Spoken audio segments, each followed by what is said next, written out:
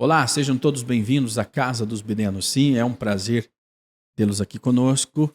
E na bancada hoje recebemos Hanor Ben Davi. Seja bem-vindo, Hanor. Shalom, shalom. Olá, sejam todos bem-vindos mais uma vez. Agradeço a oportunidade de estar hoje aqui presente para falarmos a respeito desta porção. Shemuel Zakai.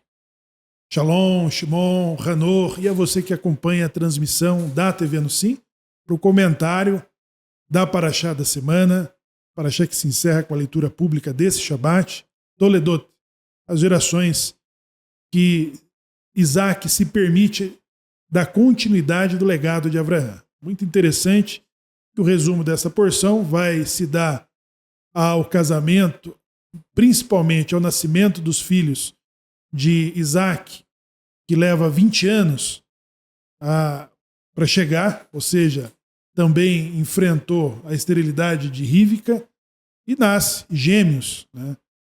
Que da descoberta e da consulta de Rívika, ela tem a revelação da parte de Deus das disposições que aqueles dois filhos trariam nas suas formações e na sua missão. Rívika era prima de Isaac, Shemuel?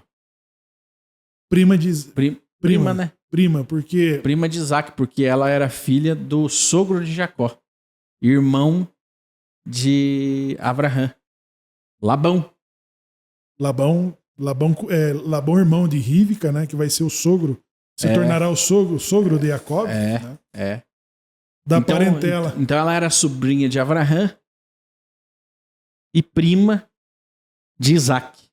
Exatamente. Aí se fala da esterilidade. Lógico, tinha esterilidade, mas era o casamento, né, endogâmico de pessoas muito próximas geneticamente. Sim. Hoje há essa análise, né? Antigamente, primo casava com primo, tinha ali os problemas, nasciam crianças, né, com problemas genéticos, com alguns problemas, né? Físicos e ainda é muito comum, né? Nos dias de hoje acontece. Nos dias de hoje, entre os Askenazi, por exemplo. Os racídicos, principalmente aqueles que são da ultra-ortodoxia, eles unem-se a casamento muito mais próximo. Ou seja, um parentesco muito mais próximo em relação aos demais judeus. Porque é o primo casando com um primo, mas assim, não espera-se algumas gerações, né? Exato. Para que se casem. E aí, segundo a medicina, hoje nós sabemos que isso pode causar falhas genéticas, né, naquela criança que vem. E aí nós vemos a dificuldade das matriarcas para engravidarem, né, para terem filhos. Lógico, isso é uma especulação, né? Não estou afirmando que é por conta disso, mas estou trazendo uma leitura com o que nós conhecemos hoje, né? Dos casamentos, o resultado de casamentos endogâmicos. Eles levaram os exatos 20 anos de que Abraão levou para ter Isaac, né? Com 75 anos, Deus prometeu que ele e Sara seriam os pais, e aos 99 ele teve o seu filho. Então, Isaac também vai em torno de 25 anos para o nascimento. Por nascimento. E lá conta que eles rezaram para isso, né? Eles rezaram em função da dificuldade de ter os filhos. E era uma missão, e Abraham já tinha uma grande preocupação, se tornou muito rico, né? E tinha aquela preocupação de deixar o legado. E é a mesma coisa com Isaac, né? Eu recebo o legado de meu pai, e agora passarei para quem? E aí eis que nascem gêmeos. Agora parece estar mais fácil, porque está dentro da família, né? Agar olhava para as influências egípcias que tinha Ismael, que também era herdeiro de Abraão. Aí, e agora? Agora os dois herdeiros de Isaac nascem do mesmo ventre, né? E o mesmo pai. Então parece estar mais fácil indicar pela natureza, de forma orgânica, que Esaú vai ser o cara que vai... O herdeiro, né? O herdeiro que vai dar sequência no legado. Apesar dos comportamentos, né, que é indicado aqui nessa porção em relação a Yaakov e também as preferências, né, Shimon, que se destaca, Hanor, Sim. Tanto do ponto de vista de Isaac como da de Rivka. Agora, a Rivka, ela tinha uma vantagem. Ela tinha uma vantagem na informação que ela sabia que Yaakov era o escolhido, que seria contra a natureza, o não primogênito, né? Que ele seria o que deveria dominar e receber o legado de seu pai. Mas, ao mesmo tempo, Rivka, ela entendia que não era uma informação exclusiva, sabe, Shimon? Aquela coisa não é uma novidade. Se eu sei, o Shimon já sabe. Uhum. Entendeu? Se eu sei, o Hanô também sabe. Então, não era para ela não era uma novidade. Isso só vai se destacar que era uma novidade quando ela percebe que os preparativos que Isaac está fazendo dessa transferência de legado não era para aquele lado que ela já sabia. Ou seja, o Isaac não recebeu a mensagem. O Isaac não recebeu a mensagem. Exatamente. Acontece hoje nos casamentos. Acontece muito, Hanor. Antes de te dar a palavra, nos casamentos de hoje, muitas vezes um dos cônjuges imagina que o outro sabe o que é que está se passando. Sim. Né? A mulher às vezes acha que o marido, poxa, mas ele está sabendo e não reagiu, né? E às vezes o marido tá lá, você olha na cabeça dele, tem 2 grilinhos. Cri, cri, cri, cri, né? A mente não se tocou, né? Uhum. E ao contrário também, porque as coisas elas não são tão óbvias como a gente imagina. Sim. Né? Às vezes a gente acha, nós colocamos a nossa vida no automático e entendemos que todo mundo está caminhando junto. Todo mundo está sintonizado. Mas o fato do Hanor estar aqui na mesa com a gente não significa que ele vai ter 100% de sincronia exatamente Sim. com o caminho que nós queremos trilhar. Exatamente. Às vezes ele está aqui, ele foi convidado, vamos lá gravar esse programa e tal, e aí nós temos aqui, depois do programa nós saímos e vamos ali agora fazer 1 hora de rezas, de orações, né? Mas o Hanor não foi combinado com o Hanor. Isso. Né? Então, às vezes o óbvio, ele deixa de ser óbvio, porque a vida não é tão óbvia assim. E aí entra a comunicação. A falta de comunicação, Hanor. Sim, a questão, no caso do casal, é uma questão de perspectiva, né? Às vezes, o ser humano tende a entender as questões através da perspectiva, porque 2 pessoas enxergam o mesmo evento, mas as 2 têm uma interpretação diferente do que aconteceu, né? Então, no caso, Yitzhak e Rivka, eles estavam vendo a mesma situação, só que ao entendimento dos 2, a resposta que eles estavam, a resposta, o resultado que eles estavam tendo no final das contas era diferente, né? Só que para Rivka era óbvio, né, que Yaakov era quem ia receber o legado, né? Mas para Abraham para Yitzhak era totalmente óbvio que quem receberia o legado era Esaú, né? Então, uma questão bastante interessante de perspectiva. E o Shimon falava uma questão interessante no começo a respeito de que chama atenção o caso do casamento endogâmico. E nos tempos antigos, o propósito do casamento endogâmico era manter a pureza dentro da família, né? A pureza nos tempos antigos, pelo menos nos reinados antigos, a maioria se casava entre a família achando que ia manter pura a raça, a sangue pura da realeza e aquela questão, né? No caso de Yitzhak e Rivka, quando nós estudamos na Parashá passada de Hayé Sara, que Abraham mandou procurar uma mulher lá de onde ele veio, foi por a questão não da pureza genealógica, nem por alguma questão física. Seria cultural? Sim, ou uma questão cultural, não. Também é uma questão... o que ele foi procurar lá foi um sentimento, sabe? Um sentimento.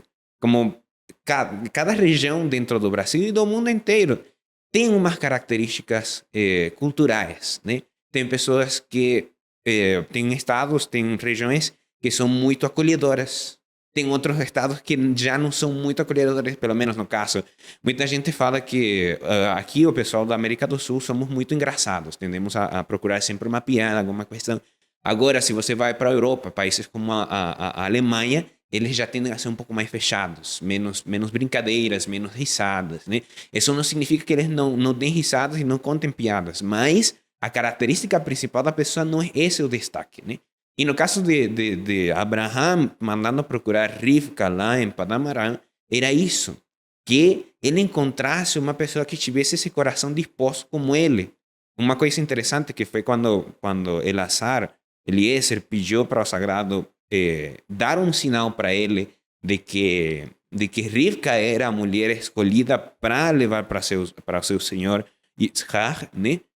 Aconteceram muitos milagres, nos falam, o Midrash nos fala que aconteceram muitos milagres. Parece que quando ela ia encher os cântaros, ou as garrafas de água para dar de beber tanto a Eliezer como aos camelos que estavam ali junto com ele, a água do poço, a água da fonte saía ela mesma e enchia como se fosse uma torneira. Ela não precisava descer e pegar a água e trazer para a pessoa, senão que já a própria água subia e enchia as garrafas, né? Mas ainda assim, isso não convenceu a Eliezer. Eliezer tomou total consciência de que era a mulher escolhida para Yitzhak quando ele viu a capacidade que Rivka tinha de Hassidut, ou seja, de bondade, de hospitalidade, de generosidade. Quando ele viu que ela era generosa, era uma pessoa bondadosa, ele falou, é essa mulher que eu preciso levar para ele, né? Mas do outro lado temos a herança negativa, que é o caso de Lavan. Lavan, dentro da própria narração da Torá, fala que ele falou junto com o seu pai. Uma questão que no judaísmo está muito mal vista, porque o pai precisa falar antes que o filho. O filho não pode se interpor diante de seu pai. É uma falta de respeito, né? Então, no caso, parece que Yaakov e Esav, ambos receberam essa energia, essa questão genealógica, né? De que Yaakov estava ligado com as questões da Torá e Esav estava ligado com outras questões que não tinham nada a ver ou não estavam diretamente relacionadas com a Torá ou com o cumprimento de mandamentos. Mas ainda assim, eles conseguiam, os dois, levar para seu pai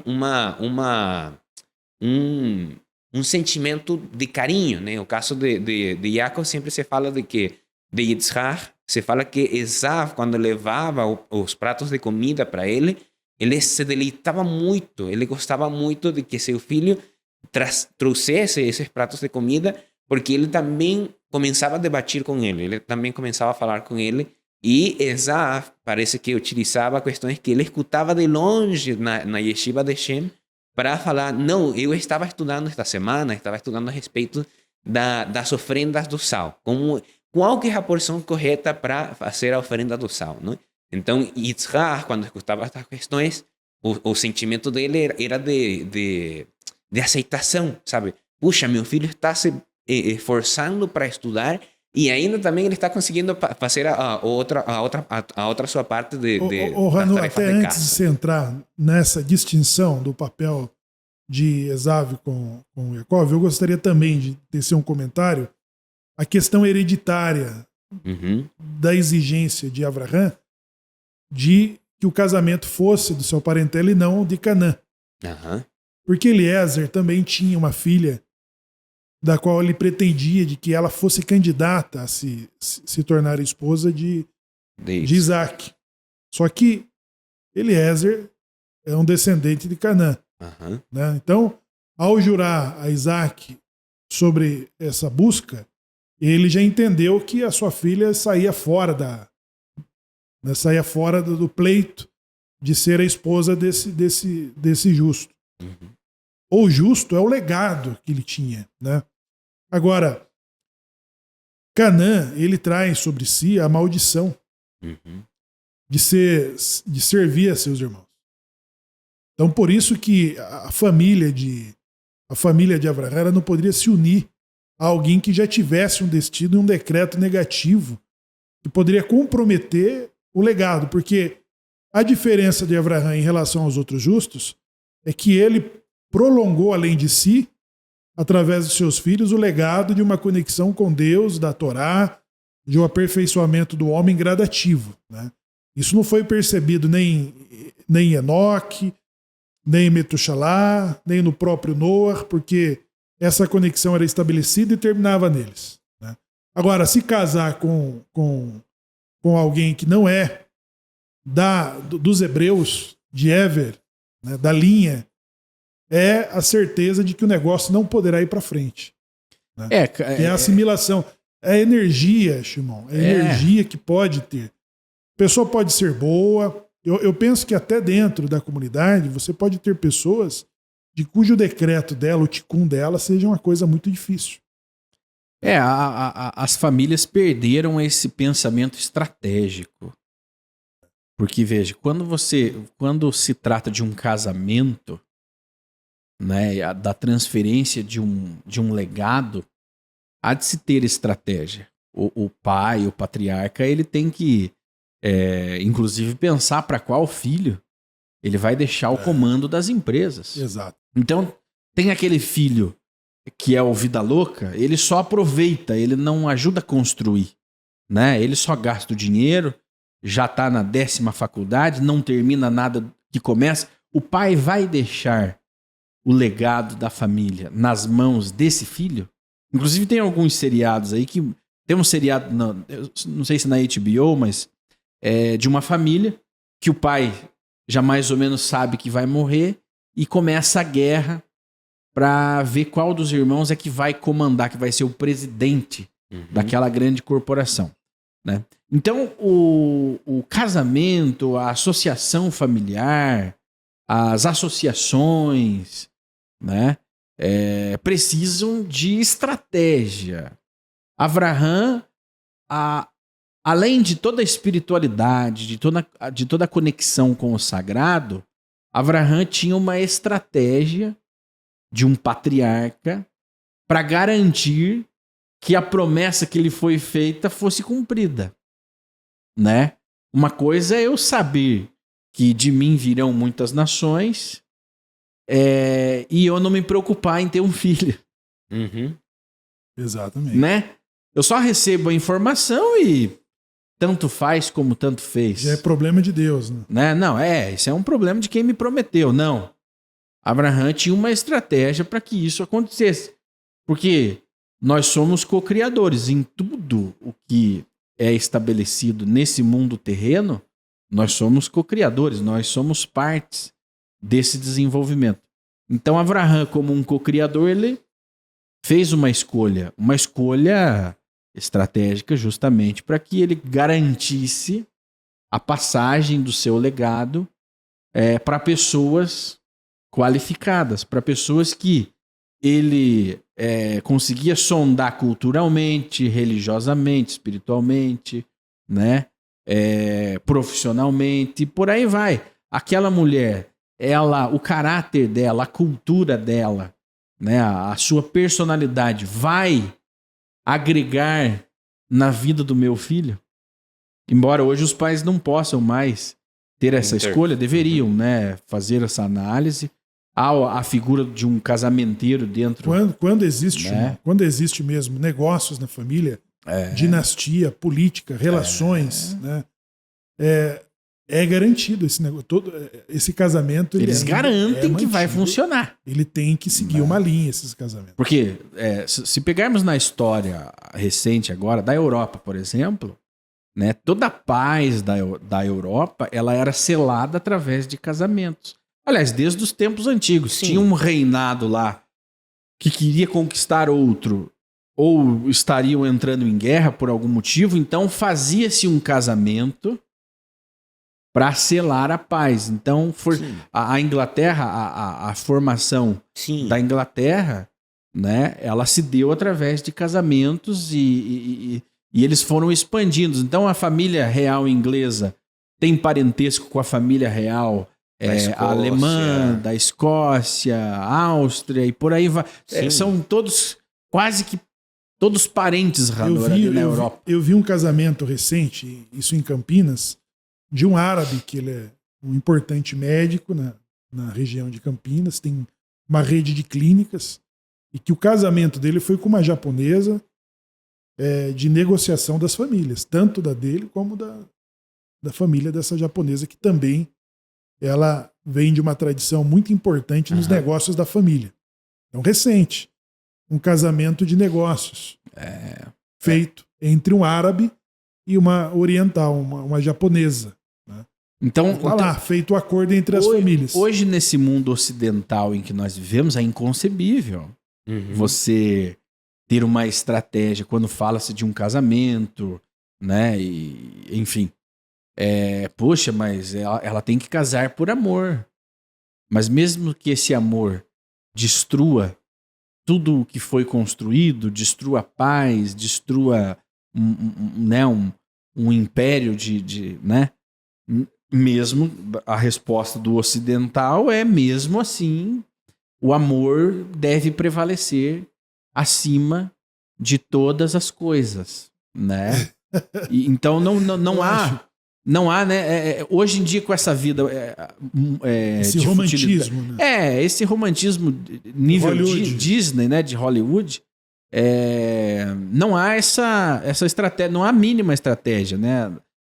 Nós vivemos num país hoje que a pessoa nem pensa, ela já vai morar junto e quando vê já tem filho, já se deu ali uma união estável.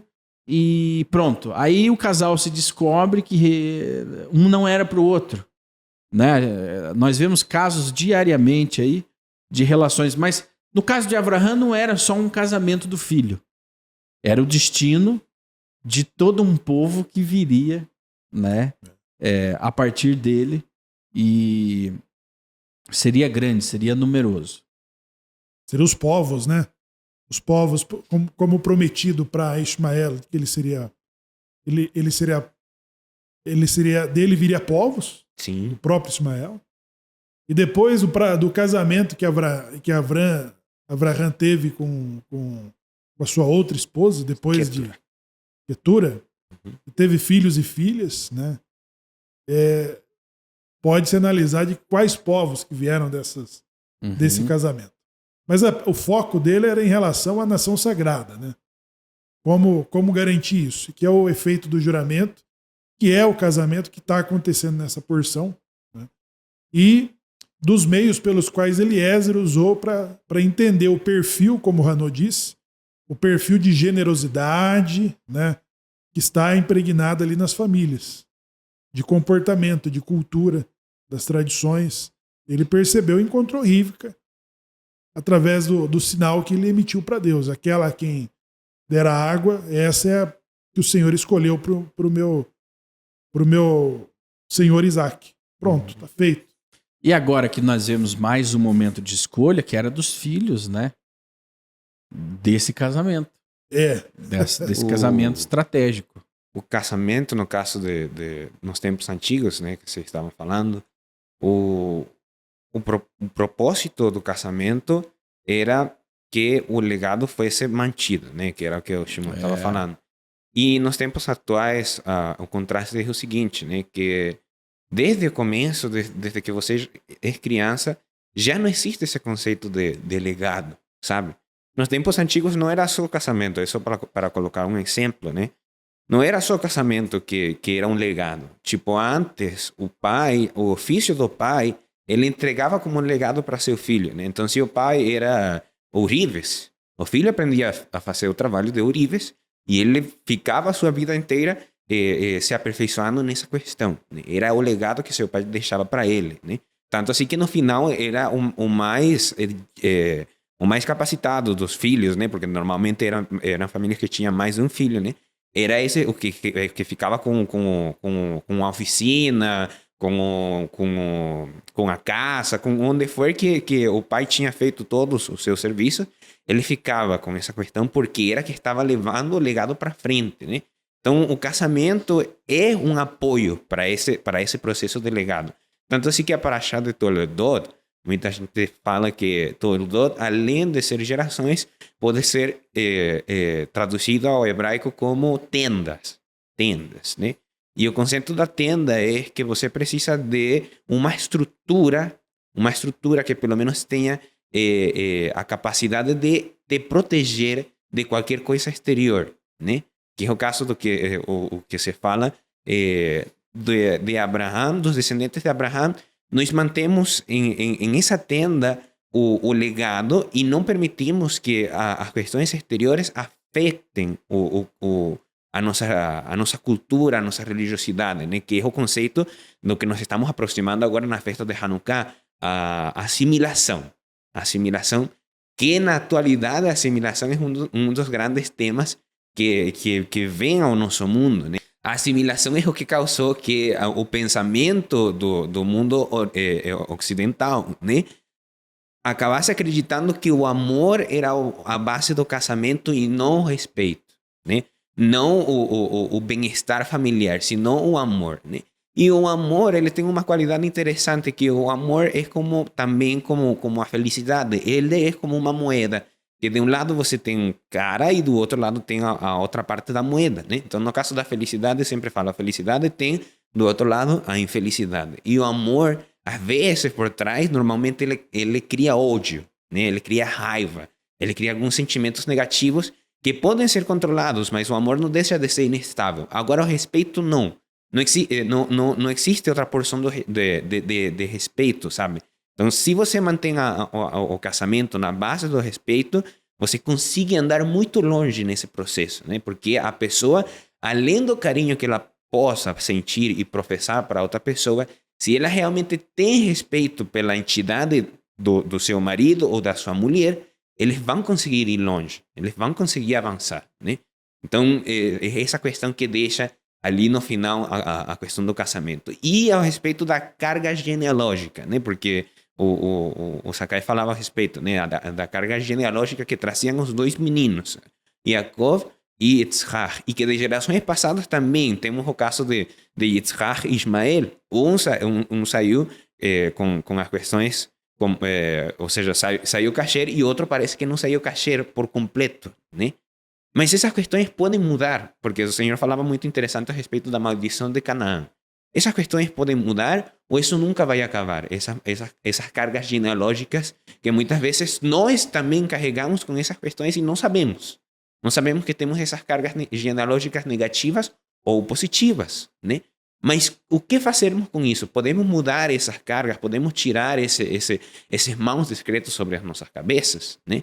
E é o caso, nós estudamos isso nas parashot do livro de Shemot, e em todo o que resta dos demais livros, nós aprendemos em Bereshit que Levi, quando foi abençoado pelo seu pai, Yaakov, ele recebeu quase que uma maldição, porque ele falou que a amaldiçoada fosse a ira de Levi e de Shimon. Então, ele, na bênção de Levi, ele recebeu uma maldição.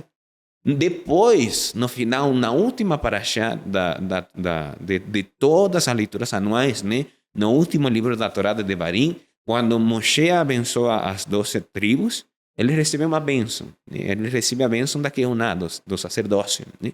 Então, uma carga genealógica que Levi trazia, eles conseguiram mudar através do esforço, através da mudança das ideias, das mudanças do comportamento. Mas não todas as gerações, não todas as pessoas têm essa mesma capacidade de mudar os decretos, né? Todos temos a possibilidade, mas não todos nos preocupamos por essa questão, né? Então, escutamos muitas vezes no nosso mundo atual: eu sou alcoólico, mas eu sou alcoólico porque meu pai era alcoólico, eu aprendi do meu pai. Mas não é a questão, ninguém te perguntou se teu pai era alcoólico. Quando uma pessoa se preocupa porque você é alcoólico, não está se preocupando os teus genes, a tua questão. Ela está se preocupando pela tua entidade e porque ela sabe que você está sofrendo por isso e que você pode mudar essa questão, né? Rano, eu digo no sentido, no sentido de que Deus, ele encontrou novamente, fez sentido para ele novamente a criação a partir do aparecimento de Abraão no cenário da criação. A partir de Abraão, quando Jacó desce com 70 almas para o Egito, Deus ali define as porções baseado no número de Jacó. Sim. Cada nação, cada um dos povos que existe, das 70 nações, cada um deles tem a sua missão, o seu papel e suas bênçãos. Sim. Porque isso vai ser visível lá em Bar Midbar e também em Devarim, que Deus diz assim, para Israel, vocês não molestem esses povos, porque eu também os abençoei e dei a eles isso por porção. Então, não mexa com isso. A questão de Ram, ele também tem a sua missão, Sim. tem o seu papel, porém, a missão e o papel de Ram, ela não pode se misturar às de Ever, né, a dos hebreus, principalmente na semente de Abraão. Ela não vai se misturar mais. Você vai ter lá Ruth, que é considerada de Moab dos lugares mais baixos de Sodoma. Deus vai tirar alguém das partes mais inferiores da terra para elevar a dinastia de Davi. Mas Ruth é descendente de quem? Da onde está a descendência de Ruth? De Moab. Hã? De Moab. Da onde está a descendência de Moab? É sobrinho de Abraão. Uhum. Tá lá no berço da civilização, que não é a Europa, é a Mesopotâmia, lá o Iraque. Uhum. Né? Então, dali que Deus escolheu até a parte mais baixa do mundo, ele não escolheu de Canaã, ele escolheu de outra região, o Egito. Né? O Egito também. O Egito, quando no seu auge político, social e cultural, ele também tinha um decreto. Então há um limite de que Canaã ele não pode mais se desenvolver. Ele sempre tem uma limitação de que ele não pode se desenvolver a partir daquele momento. Então qualquer um que esteja atrelado, ligado a ele, ele vai se limitar. E não trata-se de Techuvá. Trata-se da missão que foi dada a cada um dos povos. Né? Então, dos 12 filhos de Jacó, que serão abençoados ou não muito abençoados por Jacó, isso vai mudar na bênção que Moisés vai dar aos mesmos filhos, às mesmas tribos, que aí está relacionada a Techuvá, a evolução da alma, o efeito de Torá, o efeito de arrependimento e qualquer outro fator de influência. Mas não está ligado à missão. Né? Uhum. E a maldição que Noah ele vem dar, essa sim é o limitador de que Canaã ela é destinado. Aqueles homens que tentaram enganar Yehoshua lá com acordo, com odre velho e com pão embolorado, dizendo, nós somos de uma terra muito distante. Uhum. E viemos fazer uma aliança contigo porque sabemos que Deus tem abençoado vocês e que essa terra toda serão de vocês. Quando Yehoshua descobre que foi enganado, que os homens eram vizinhos ali e de que estavam na lista de serem expulsos e destruídos, ele vai falar o seguinte, vocês serão protegidos, mas vocês serão tirador da nossa água e rachador da nossa lenha. Que é a mesma coisa que Noah já tinha dito a Ram lá atrás. Sim. Você sempre servirá a seus irmãos. Né? Vem dos tempos antigos o decreto, né? O decreto, aquela. Agora, nós estamos nesse, vamos colocar assim, nesse desenvolvimento dessa paraxá, nessa iminente mudança de decreto que Isaac emitiria para os filhos, né, Shimon? Para os filhos. Nesse caso, Isaac emitiria para Esaú o decreto, né? Do legado, né? De ser o povo sagrado, escolhido. né? O povo escolhido. E Rívica, ela já tinha outra... Ela já tinha uma dica. Ela tinha outra certeza, né? A certeza dela era outra. E aí, nós entramos todos os anos nessa questão que é quando um irmão engana o outro, né? Isso gera uma discussão bastante ampla, né? Onde as pessoas acabam analisando os diferentes perfis de Esaú e de Jacó, né? De Jacó, que depois passa a se chamar Israel, né? E é óbvio, por se tratar de uma temática, vamos colocar, bíblica, né? Algumas pessoas, algumas linhas de pensamento não questionam o comportamento, né? Tudo é a vontade de Deus, aconteceu como Deus assim determinou e assim seja. Né? Outras linhas passam a questionar a moralidade, o comportamento humano, a psicologia, o que se passou ali naquele momento. O fato é que se hoje você tenta enganar o teu irmão, né, você terá grandes problemas. Né? Se você tenta pegar a herança de família, passar a perna em todos os irmãos num inventário, né? Você tenta pegar o inventário e colocar tudo no teu nome, todos os imóveis, todos os bens no teu nome, você vai ter um grande problema, né? Mas um grande problema. Eu queria chamar a atenção justamente por isso. Né? Muitas vezes os pais constroem todo um império, muitos bens, né? Muitos terrenos, muitas empresas, carros. Patrimônio, né?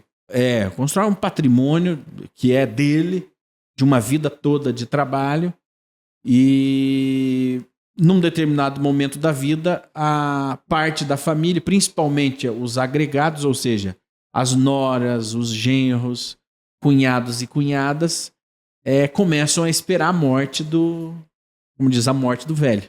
Uhum. Né? Poxa, mas quando que seu pai vai morrer? Já tá tudo certo? Né? E aí, alguns já fazem toda essa divisão em vida. Já dividem esses bens, o pai já destina a herança para cada um dos filhos. Aquilo ali já fica, né, resolvido. Mas existe um outro perfil que deixa aquilo ali, como sempre foi, para que os filhos resolvam. E aí nós vemos o problema acontecer. O mesmo problema que Jacó teve com Esaú, que ele teve que fugir para não morrer, nós vemos famílias hoje se desfacelando por conta de herança. E não necessariamente uma herança grandiosa, uma herança milionária. Uhum. Em algumas ocasiões é por conta de uma meia-água. Né? Meia-água aqui no Paraná é uma casa... Não sei se tem meia-água de São Paulo para cima. Tem meia-água, sim. Se chama meia-água. Meia-água. Né? É uma casa que ocupa o fundo do terreno, né? Geralmente, que ela é... uma edícula, né? Exatamente. Uma casinha ali né? Pequenininha. E os filhos brigam por conta daquilo ali. Uma casa de... Eu já vi famílias de irmãos esperando uns aos outros na esquina armados para matar ali o irmão ou o cunhado por conta justamente de uma meia-água, né? Porque o pai não deixou isso resolvido. Agora, eu também vejo filhos, herdeiros de heranças milionárias, de grandes patrimônios, que também não conseguem continuar a vida e estão numa briga eterna porque um dos irmãos não quer assinar o patrimônio, né? Ou é o cunhado que não deixa a filha liberar o imóvel para os irmãos, né? Ou é a cunhada que influencia o filho para que ele não assine, porque se eu não tenho, você também não tem, e ninguém tem. Eu tenho um tio meu, né, familiar, são em 10 irmãos, e o pai deixou ali uma quantidade de terra muito razoável. Grande. Mas até hoje eles não conseguiram cada um usufruir de um pedaço. Porque brigam até hoje. Porque eles brigam até os dias de hoje, porque um dos irmãos tem a rixa com o esposo de uma das irmãs, então ele já jurou de morte. Então essa irmã não assina, daí o outro também não assina, o outro não assina, e o advogado tá roubando todo mundo.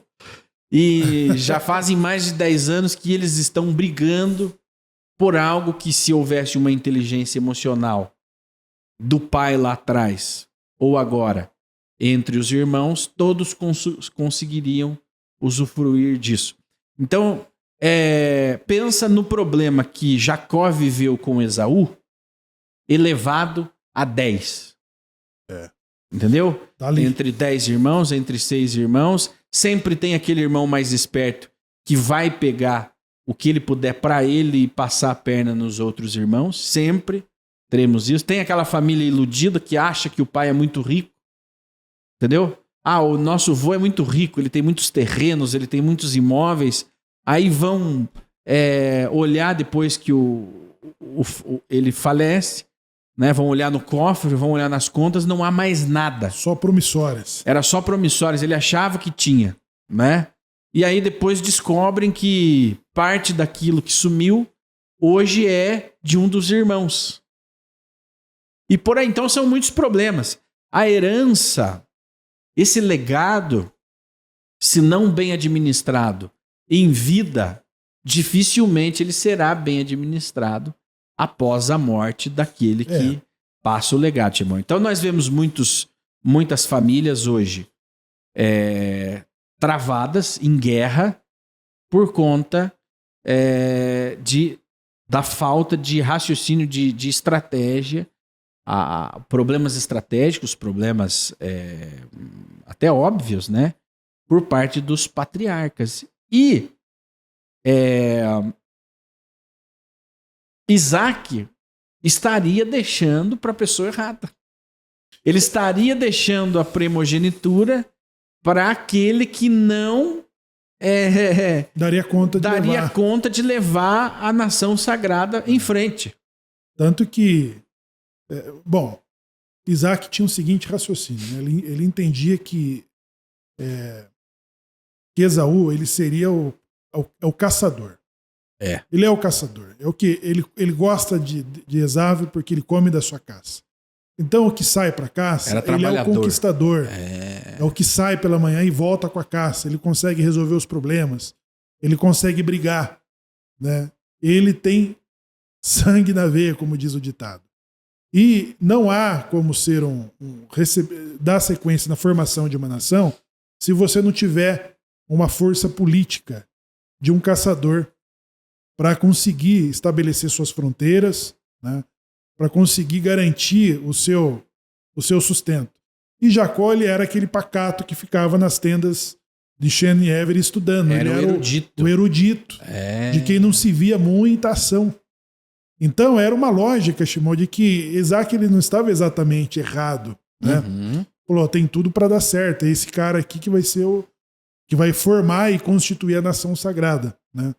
Ou ele dividia as funções de que um seria o rei e o outro seria o Cohen, né? Porque a nação sagrada ela é formada, Abraham ele é recebido por quem? Por Melquisedeque, que ele era Cohen e rei, ou seja, ele assumia as duas funções, né? Ele assumia as duas atividades. Ele mesmo era o rei e ele mesmo era o Cohen.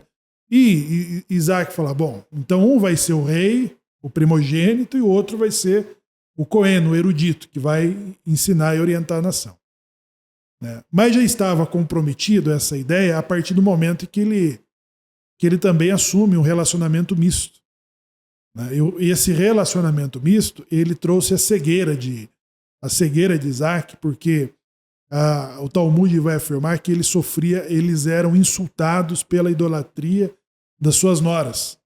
Então, a deficiência visual que ele teve era de derrames, de derrame que temos a partir de pessoas que se irritam e que ficam muito em um estado de nervo. Então, existem pequenos derrames, micro derrames que vai causando a cegueira.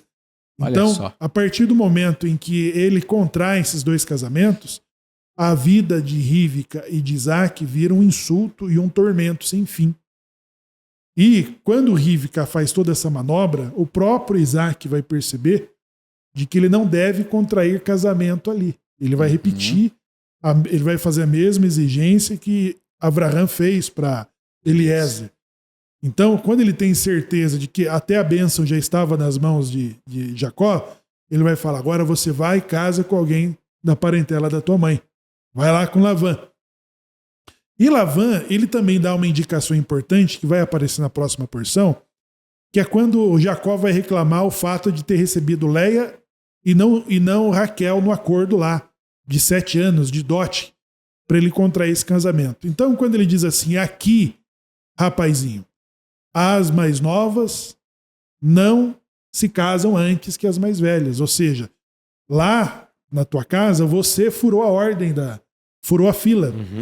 Essa indicação de Lavan é que o próprio Esav, ele era prometido para Leá. Uhum. E a partir do momento que ele contrai o casamento com as filhas de Canaã, então Leá ela fica na mão, né? E como que Lavan conserta isso? Ele conserta ele isso. Faz o casório Ele na faz marra. um casório, ele faz um conserto. É. Porque os judeus vão vir da onde?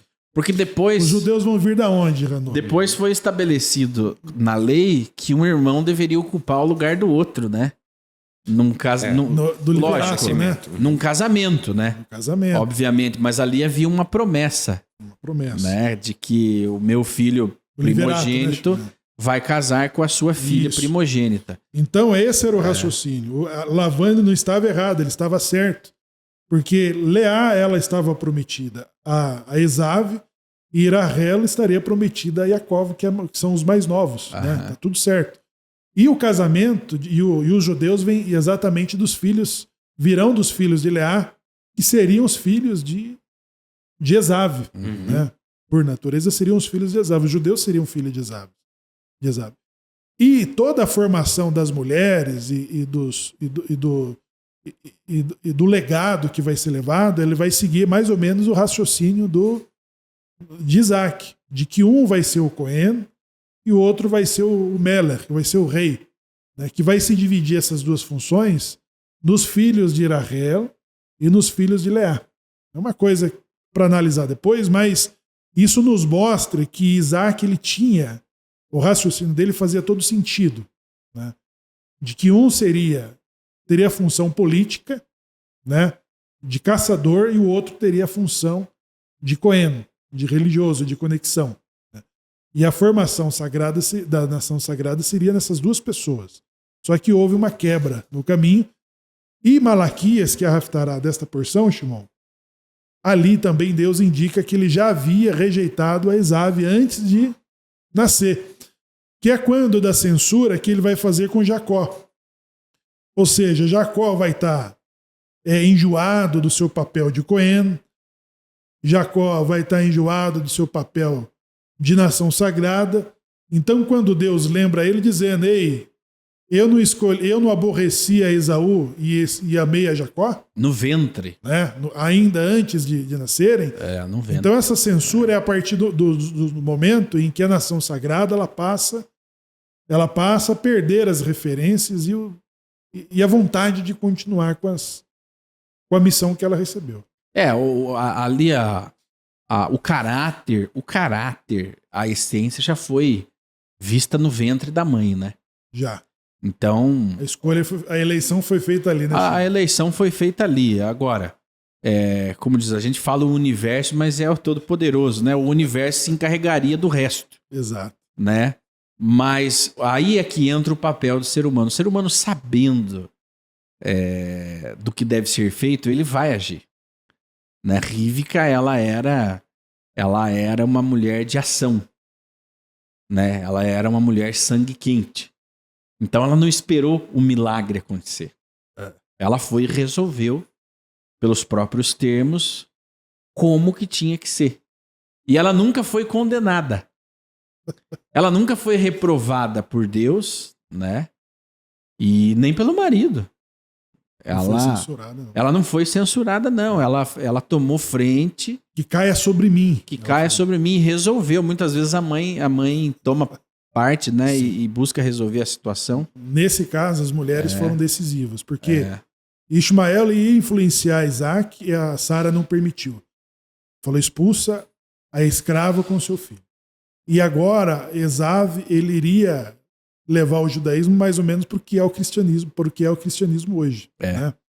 E Rívika não permitiu. Rívika foi lá e fez o que tinha que ser feito.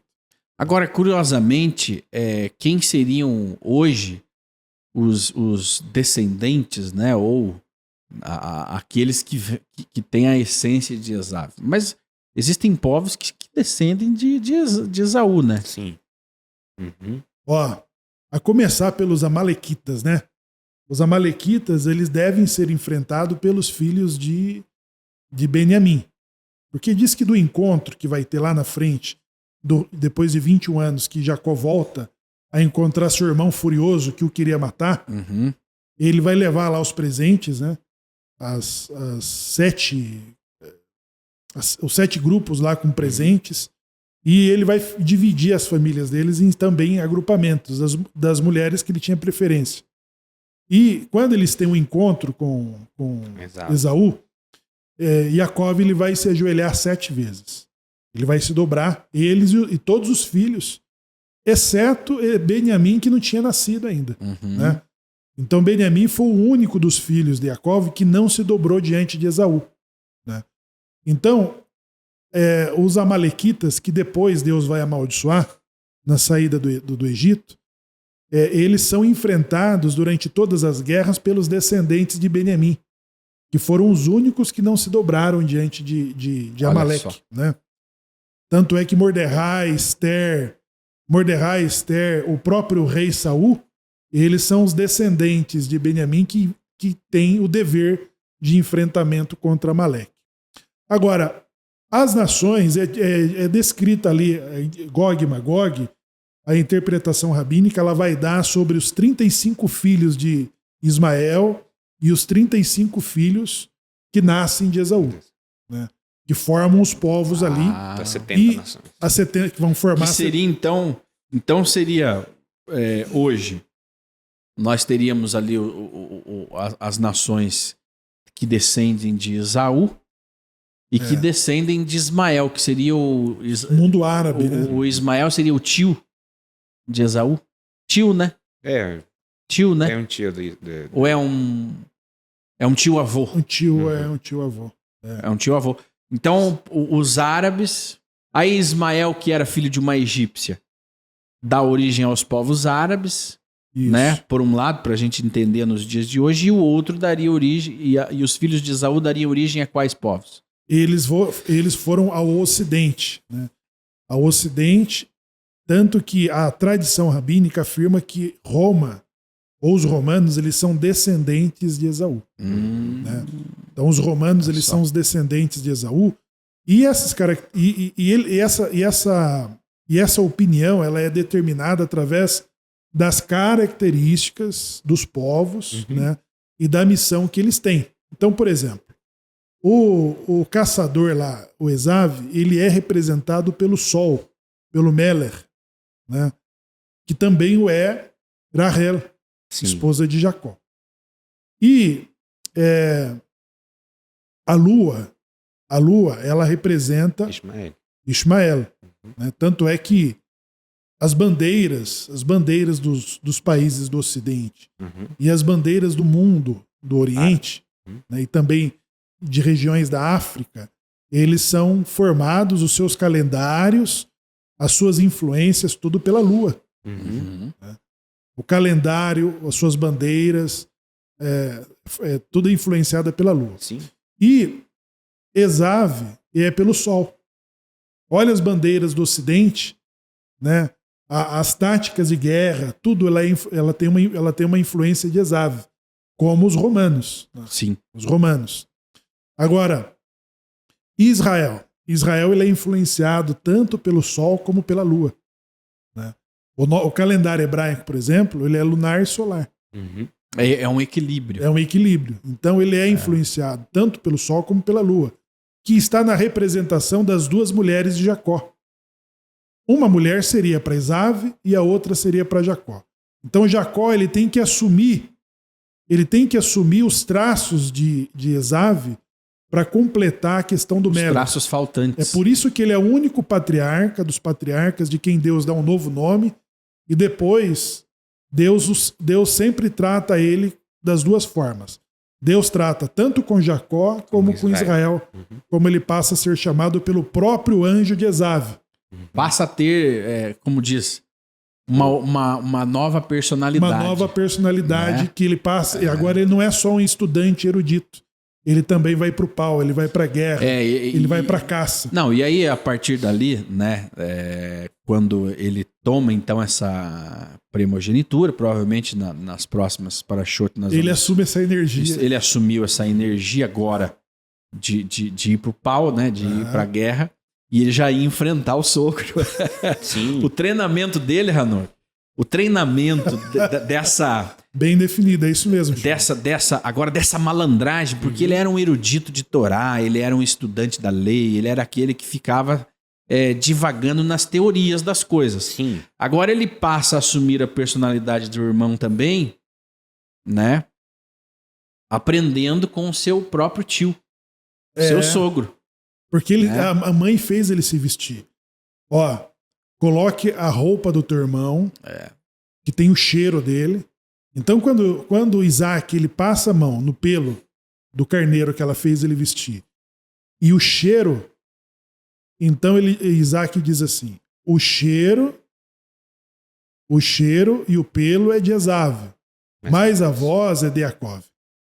Então ali ele já assumiu essa natureza que ele não tinha, era ausente dele, daquele de quem tem que caçar, de que tem que brigar. A malandragem de ali que tem que ter a malandragem, o jogo de cintura para sobreviver. Tanto que ele chega sem dote, sem riqueza a Lavan, né, que o engana, e ali ele começa a aprender a ser, ele vai começar a aprender a ser Israel. Ele só vai merecer o nome de Israel a partir do momento de 21 anos que ele passa com o canalha do Lavan. Quando ele sai dali, ele vai lutar com quem? Ele vai lutar com o anjo de Esav, do lado do rio. Porque o Lavan, ele alisava raia com a mão, né? Lavan... Ele pintava os carneiros para levar ele lá. Ele passava coleston nos carneiros para mudar os números do acordo com o Jacó.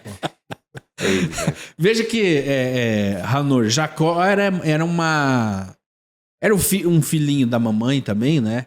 Inocente, ele era inocente, e justamente essa escola com Lavan foi para ele virar um homem. Sim.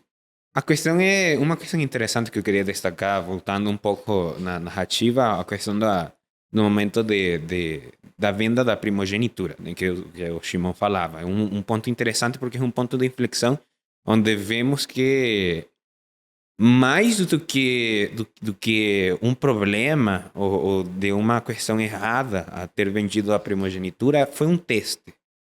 Foi o teste definitivo que avaliou a Yaakov como o que levaria o legado e deixou fora o Esav para levar essa primeira frente do legado. Por quê? Porque os descendentes de Abraham, além de tudo que já foi falado, eles precisam de uma característica bem importante, né? Sempre falamos de que as questões para ser kasher, elas precisam de ter dois sinais, né? Então, o animal quadrúpede, ele tem o casco fendido e ele rumina. Os peixes têm barbatana e escama, e assim vai. No judaísmo também, nós precisamos sempre de dois testemunhas, de dois sinais, né?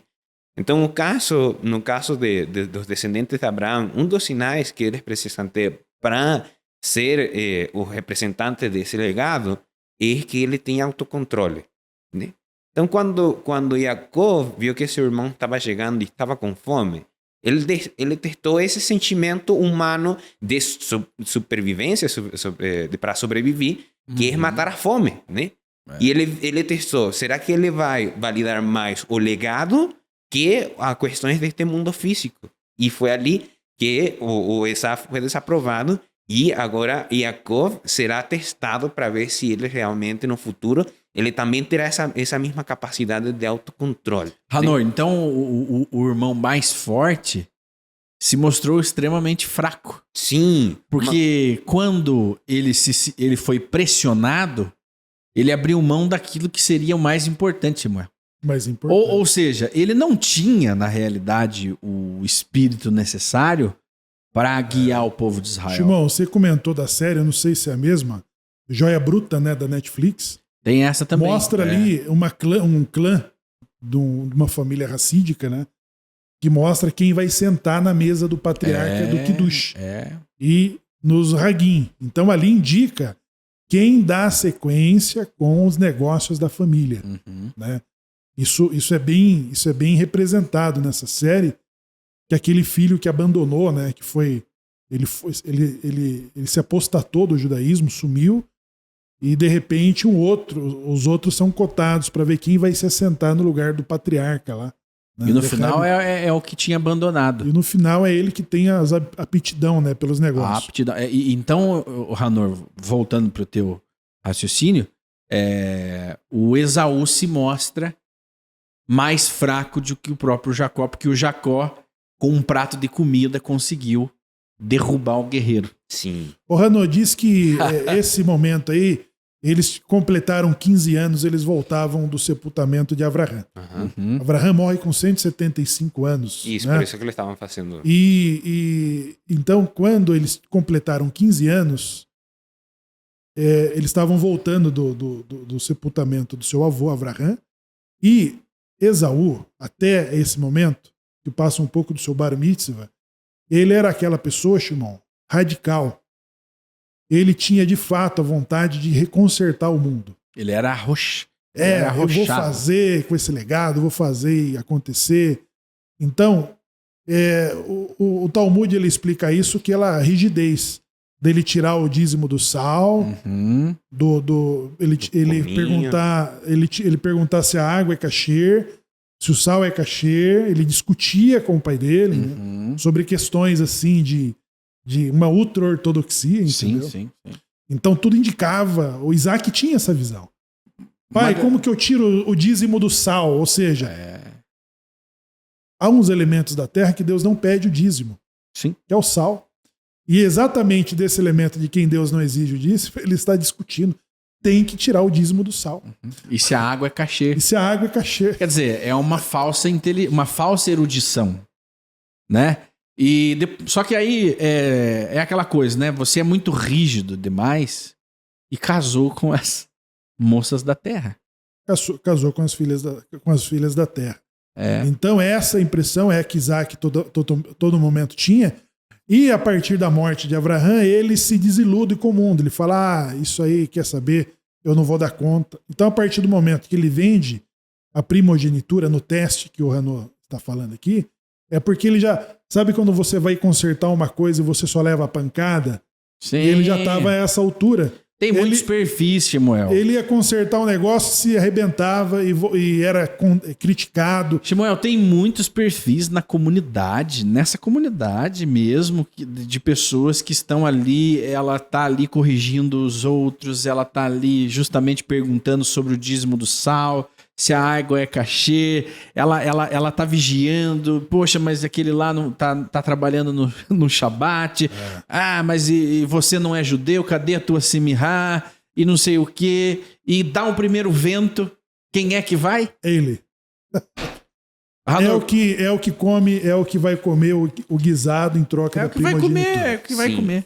Mas ninguém, a questão é que ninguém se salva do teste, né? O problema é que na hora do teste a gente tem que estar preparado. E não tá esperando, Ranor. Sim, ninguém então... tá esperando o momento de ser testado, que é aquele teste que vai mudar a sua vida. Não espera. Eu sempre faço um ênfase no caso de Yaakov e de Esav, porque parece, na minha interpretação, parece até que poderiam ser a mesma pessoa, sabe?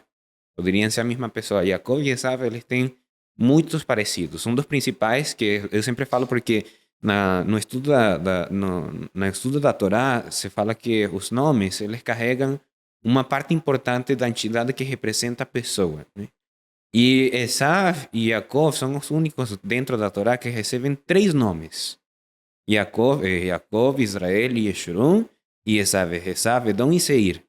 Os dois tinham 3 nomes, os dois tinham 3 características diferentes que o diferenciavam do restante do mundo que eles estavam vivendo ali, né?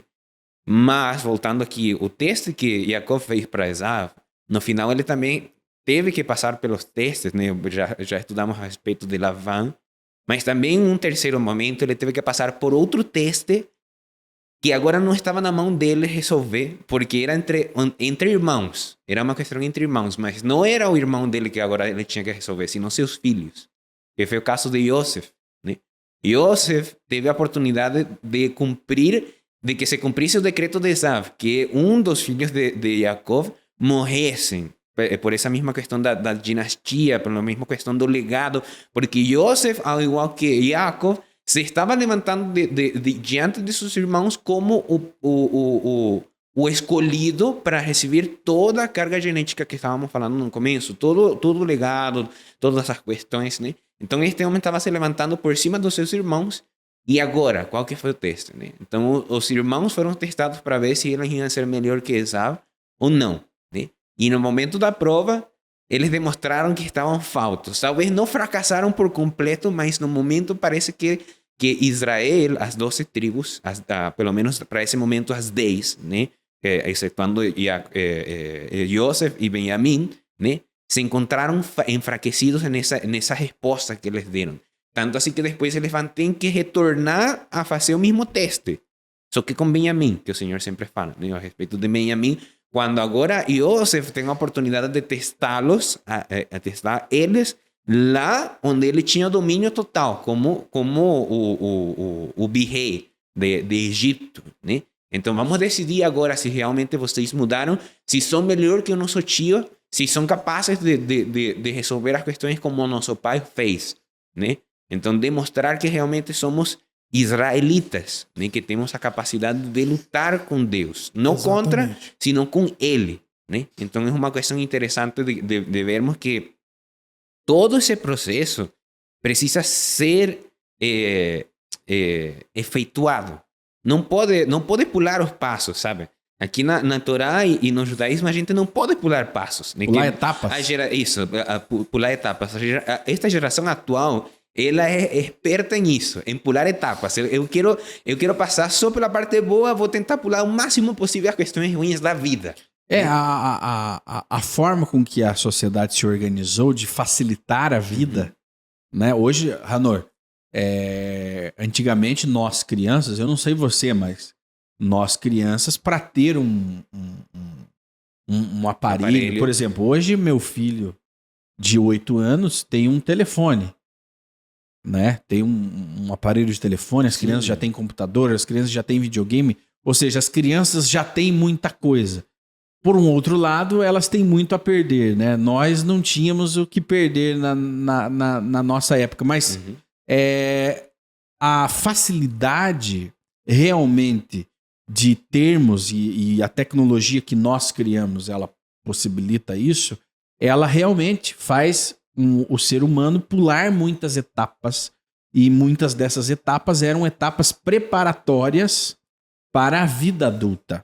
Então hoje uma geração, ao entrar a vida adulta, é uma geração de pessoas frustradas, que se frustram muito facilmente, que desistem muito facilmente, porque não estão habituadas a conquistar o respeito, conquistar o espaço, conquistar aquilo que vai ser seu, conquistar uma vida financeira, conquistar um casamento. As pessoas esperam cair do céu. Assim como os filhos hoje ganham tudo dos pais, ele compreende que na sua vida adulta, seu subconsciente vai estar esperando também ele ganhar um excelente casamento, ele ganhar um excelente emprego, ele ter tudo da forma feliz e perfeita. Até as orações, né? O Rabino Salton comentou, ele comentou em uma de suas palestras que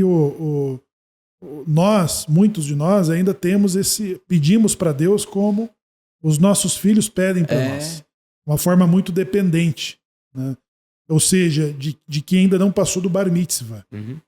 Em relação, a nossa relação com Deus, ou muito de nós, ela não chegou na maturidade daquele que conquista, que vai para cima do dever. Que são exatamente os dois filhos de Isaac. Isaac, todo momento, ele tinha as impressões certas, mesmo Deus já tendo escolhido um para ser, né? Por exemplo, o José lá, do Egito. José do Egito seria filho de quem? Né? Dentro dessas uniões. Ele seria o filho de Esaú. O Yehoshua lá, o discípulo de Moisés, que conquista Eretz Canaã, ele seria filho de quem nessa história? De Efraim, né? Que é filho de Yosef. Ele seria um descendente direto de Esaú. Então, os papéis foram divididos ali. Quando o Hanô comenta sobre o teste feito por José e seus irmãos, ali vai surgir um poder antagônico que vai ser Judá. Judá passava desapercebido, mas ele vai surgir como filho de Leia, né? Ou seja, com a função que ele tem que acumular. Quem conquistava politicamente, belicamente os territórios era Efraim, né? Era Efraim. Para você ter ideia, Davi ele é avermelhado também, não é? Uhum. Davi é avermelhado, mas Davi é judeu. Ele não é filho de Efraim, né? Nem de Esav, porque de Esav também é avermelhado. É avermelhado. Então, os Davi, romanos, né? Davi ele é um conquistador. Ele começa a assimilar a natureza que era para ser de Esav. Então, esse avermelhado é o que termina de conquistar aquilo que Josué, filho de Efraim, começou lá atrás. Uhum. Né? E para que os reinos se dividam. E mesmo depois da divisão dos reinos, que é de Efraim e de Judá, as baixas que o reino do norte sofriam eram mínimas, porque eles eram os melhores guerreiros, mais até do que propriamente os de Judá. Uhum. Né? Porque eles tinham um treinamento, tinham um preparo de caçador, de quem vai para a briga e volta com a caça. Né? Que são os traços determinados e de um preparatório para cada uma das tribos, para cada um dos filhos de Jacó, do que estava reservado para cada um, que era Galute. Então, Shimon, quando olha hoje para a Europa, para a Ásia e para todos os outros continentes, há estudiosos que conseguem traçar o comportamento de cada uma das tribos que Jacó e Moisés definiu, das suas atividades econômicas, das suas habilidades, das suas defesas, né? E também dos reinos, tanto de Esav como de Ismael e dos demais filhos de Abraão. Então, hoje existe um olhar para o perfil da alma e da missão de cada um desses países, e há quem diga que esse é filho desse, né, pelo que fizeram e pelas capacidades e condições. Ou seja, também os filhos de Jacó, as 12 tribos, como o próprio judaísmo, ele foi preparado para Galute, para a diáspora, da qual ainda nós somos os sobreviventes. Né? Os traços do judeu, o antissemitismo que nós vivemos agora do conflito com o Hamas, ele traz à tona um antissemitismo de mais de 4.000 anos atrás, quando Avraham enfrentava Nimrod sobre a sua apresentação no cenário mundial. É o mesmo. A forma como é tratado os judeus, a forma como são tratados os demais filhos de Jacó, mostra onde estão, o que fazem, né, indicando que eles estão dando sequência à sua missão para o lado de fora da terra, para onde foram espalhados. Então isso é importante, e a percepção de Rívika ser muito diferente da de Isaac na hora de definir, né, na hora de finalizar as coisas como elas deveriam ser feitas. É a comunicação, né? Então, nós queremos agradecer você que esteve conosco, obrigado pela sua audiência. Está chegando agora o Kabbalat Shabbat, você vai seguir rezando aqui com a sinagoga Anusim Brasil. Deixe o seu like, é muito importante para que mais pessoas possam encontrar essa casa. São 100 milhões de almas judaicas adormecidas aqui no nosso país e que aguardam um despertar, né? E essa casa, ela leva justamente essa mensagem que vai despertar a alma judaica que receber, né, essa nossa conversa sobre Torá, nessa mesa redonda que nós fizemos. Então, agradecemos você, siga conosco. Hoje, Kabbalat Shabbat, né, e também vem aí o Shaharit, vem o estudo de Torá com o mais competente Minyan, e você estará sempre conosco aqui na TV Anusim. Um abraço a você e não saia daí, está começando agora o Kabbalat Shabbat.